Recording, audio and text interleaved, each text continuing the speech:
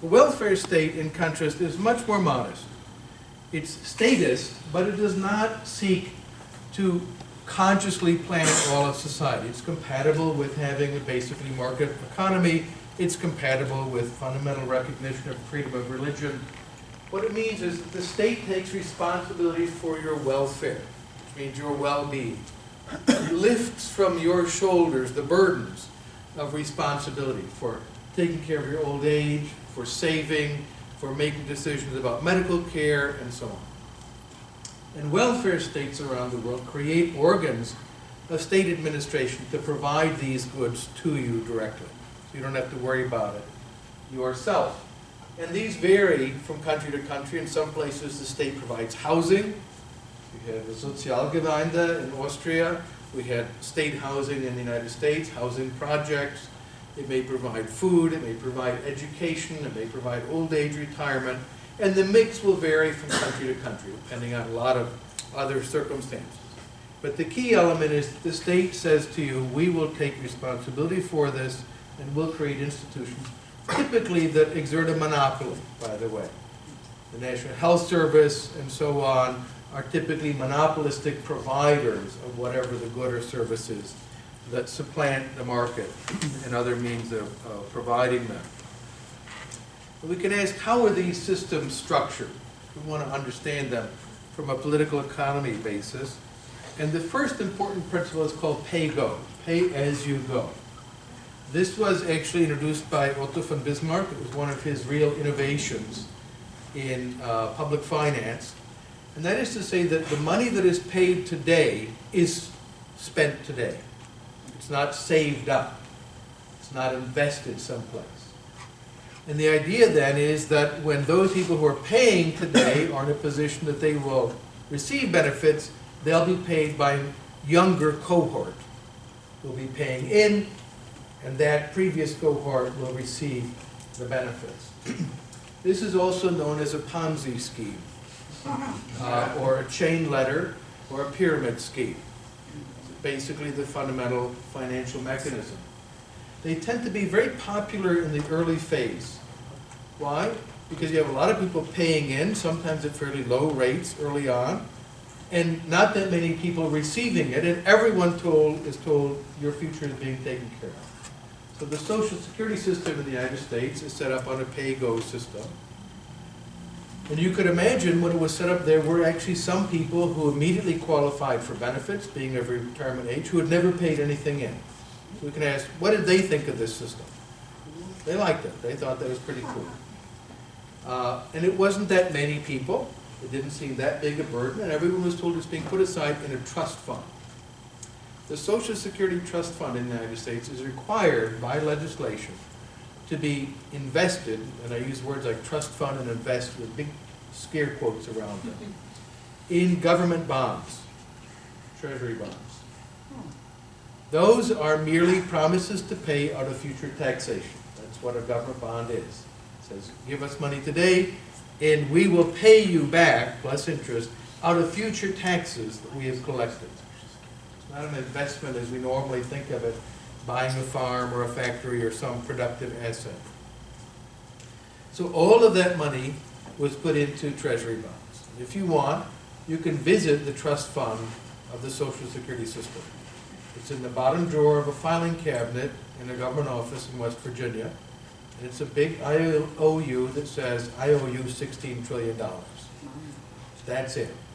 There's no trust fund. There's no investment. That money was spent.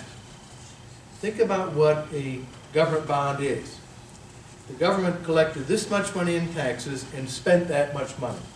We call this the government deficit on a budgetary basis. So they borrow money to pay for the deficit. They issue bonds for the money received. That money was spent. It paid for roads, cruise missiles, government salaries, all the various things government does. That's where that money went. It was spent. In its place is an IOU.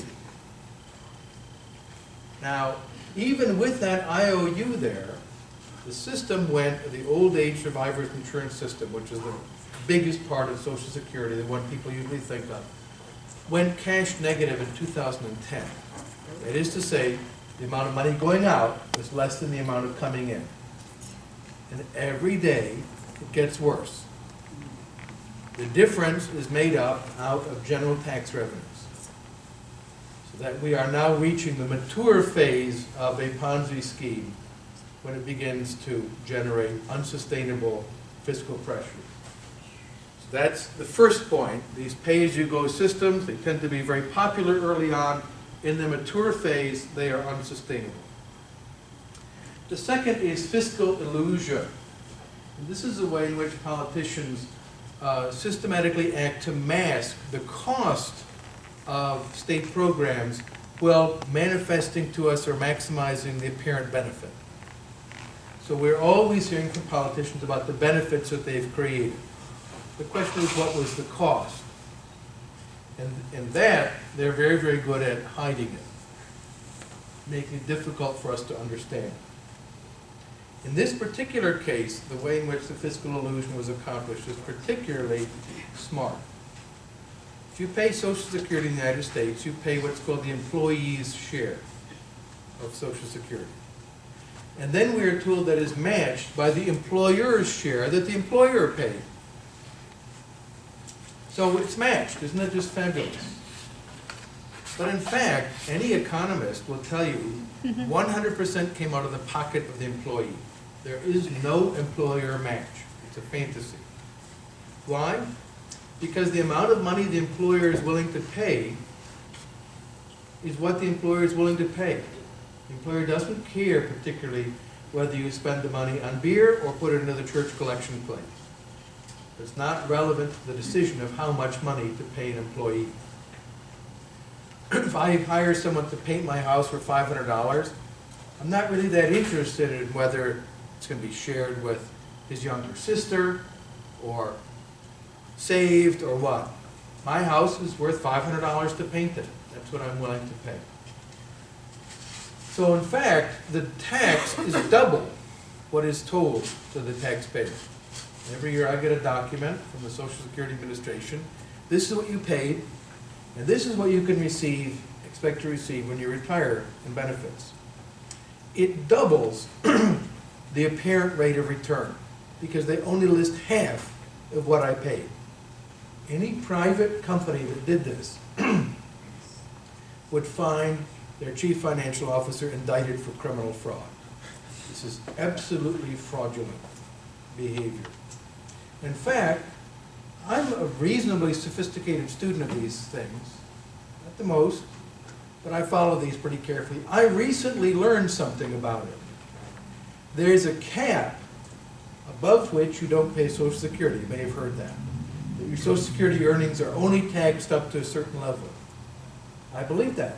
And above that, it's not taxed. That's not true. Above that, this so-called employer's portion is still extracted from your salary. And I didn't know that. And I've spent some time trying to figure this system out. And just in the last year, I learned that. That in fact, you're taxed all the way up, no matter how much income you earn. You are still paying Social Security tax on it. There is no cap. It just, at the cap level, the tax rate goes down by 50%. But it does not fall to zero, which is what people are told and actually what I believe. So in fact, systematically, the burden is minimized and its ability to be perceived, and the benefits are maximized. And then finally, these are characterized as social rights.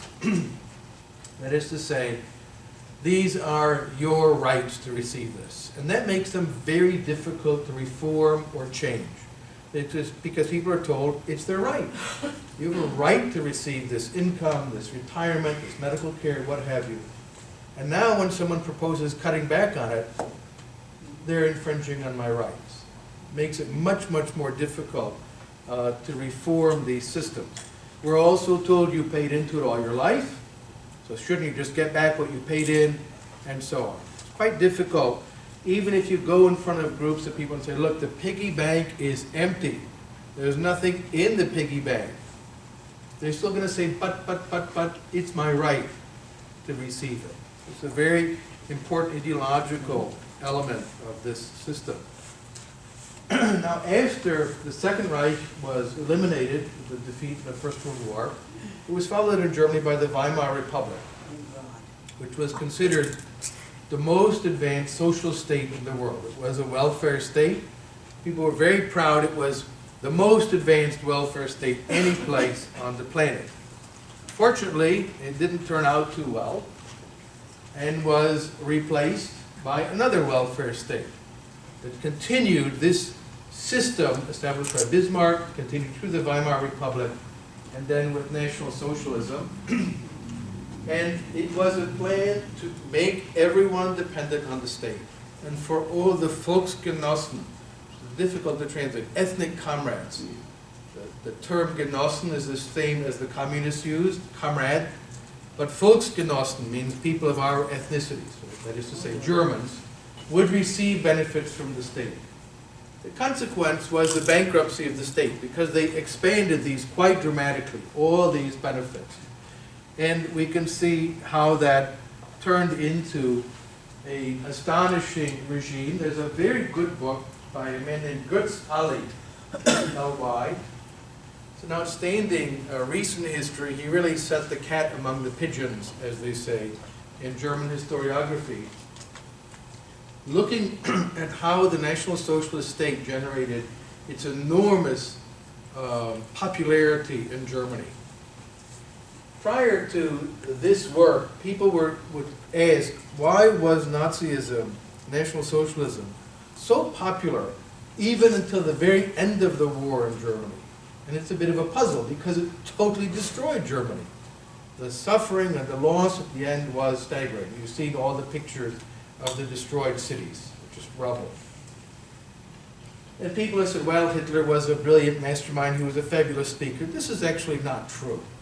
If you've seen his speeches, you can understand why people laughed at him early on, before he seized total power and they got the idea laughing at the ultimate leader was not a good idea. People in fact did laugh at him. And there were many eyewitness accounts at the big rallies that SA men, Sturmabteilung, men were talking while the Führer was speaking, which is hard to reconcile with our image. He did use propaganda mechanisms, the Volkssender, the establishment of radio broadcasting poles. You could hear his speeches and so on. That accounts for something, but not much. They had the snappiest uniforms of any totalitarian dictatorship, which is true. They did have absolutely the best uniform designers, but that only goes so far also to explaining this. Ali starts out by telling a story when he was a boy in his family home, asking, where did this beautiful furniture come from? And there was embarrassed silence. No one wanted to say. It was looted, it was stolen from Danish families to be given to Volksgenossen, to ethnic comrades who were supporters of the National Socialist regime, to buy their support. And what he demonstrates is that this welfare state in Germany had grown. They realized the fiscal crisis. They could not finance it anymore. They had exhausted all the opportunities of bond sales. So what did they do? Let's go find some money. And who was the most easy target? The Jews. The Jews who had been demonized and as the cause of all of Europe's problems.